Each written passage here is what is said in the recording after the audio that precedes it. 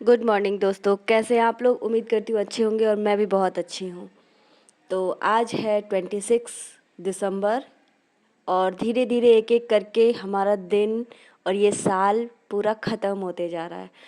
और इस बीते सालों ने हमें ये भी सिखाया है कि हमने अपनी ज़िंदगी में पिछली 1 तारीख को 1 जनवरी को 2024 को हम कहाँ थे और आज बीते दिनों में 1 साल के अंदर इस दिसंबर के महीने में हम कहाँ पहुँचे हैं।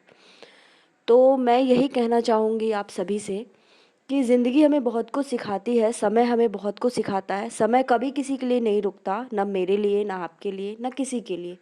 तो हमें जो भी हमारा टाइम है ना, उसे सही जगह पे इम्प्लीमेंट करना है, सही जगह देना है। और जो गलतियाँ हमने बीते सालों में की है, यानी कि 2024 में, बहुत अच्छा सीखा, बहुत बुरा सीखा।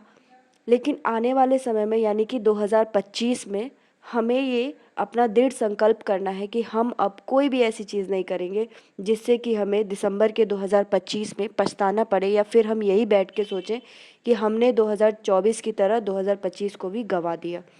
तो हम अपने ज़िंदगी को एक सही रास्ते पे लेके चलेंगे और वाकई में ये साल बहुत चैलेंजिंग होगा।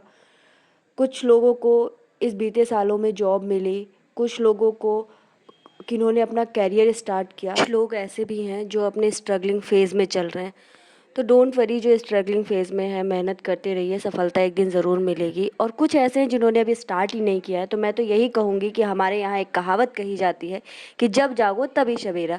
तो अभी भी देर नहीं हुई है, हमें उठना चाहिए, जागना चाहिए, तैयार होना चाहिए और दोबारा से अपने लक्ष्य की तरफ लग जाना चाहिए। और इसी के साथ मैं भी अपने लक्ष्य की तरफ लग जाती हूँ, स्कूल में पहुँचती हूँ और स्कूल से वापस भी आ रही हूँ। इनफैक्ट अब घर आती हूँ, शाम हो जाती है, तो उसी के साथ फिर मैं थोड़ा सा पढ़ने वढ़ने बैठती हूँ, अपनी पढ़ाई करती हूँ, पढ़ाई के साथ चाय भी पीती हूँ। एक्चुअली क्या होता है ना, हम ये सोचने लगते हैं कि जब एग्ज़ाम्स आएंगे तब हम पढ़ेंगे, तो उससे क्या होता है ना कि हमारी रेगुलरिटी ख़त्म हो जाती है। और कोई भी चीज़ जब रेगुलर में होती है तो उसका इम्पैक्ट हमारी लाइफ पे अलग पड़ता है। और अगर हम कोई चीज़ छोड़ देते हैं और तो फिर उसका असर अलग पड़ता है। क्योंकि देखिए, जब बच्चे भी कंटिन्यूअसली स्कूल आते हैं ना, तो दिन ब दिन कुछ ना कुछ चीज़ें सीखते रहते हैं, भूलते नहीं हैं। लेकिन उसी के साथ अगर दूसरी तरफ ये देखा जाए कि जो बच्चे कभी कभी आते हैं, यानी कि महीने में कभी 1 या 2 बार आ गए, सप्ताह में 1 ही दिन आ ही जाते हैं, तो उन बच्चों में वो परफॉर्मेंस नहीं देखने को मिलती, जो परफॉर्मेंस रेगुलर बच्चों में दिखती है।